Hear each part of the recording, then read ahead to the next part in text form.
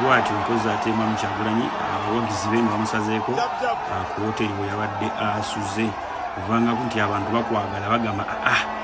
kino nno kinzijukiza bwe twakubiranga endongo kuba yagenda n'etonya netuzingako ebidongo ng'ekyo ekomi wakati obula zibeera zitubeera ssaawa emu ey'okumakya abantu bajja batukonkona baye mujje mutukubira endongo fe twagala ndongo kati ne bano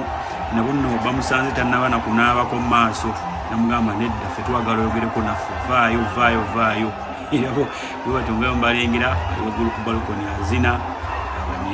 bawaga awo nno ali busiya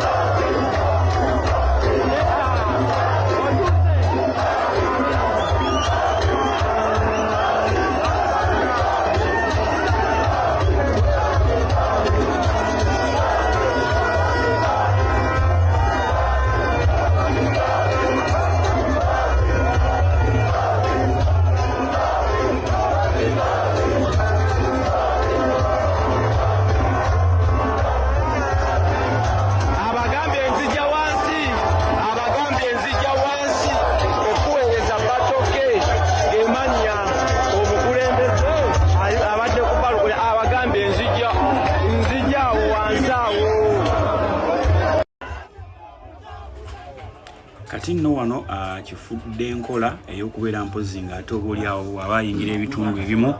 ayingira ali ku bigere bajogingamu nga balinga abakola dduyiro simanyi amaanyi aga buli lunaku kitegeeza nti omusajja akyali fiiti nnyo era omulaba tambula n'abantu be mpola n'abaana bajja nga bajoginga bobi bayimba bobi paka lwe bayingira ekibuga mpozi gy'abagenze okunoonya akalulu puresha nnene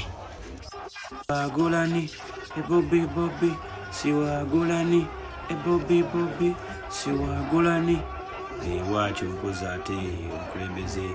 ali mu kitundu mpozi ate kyebusiya abayayi bamusazeeko ddala ngamba zukka kyadda kyali kumboleera yeebase Vice President Northern Uganda, Mr. President, Vice President Eastern Region n'abakulembeze mwenna protocol ngena kulo mulimu mtono kwanyiza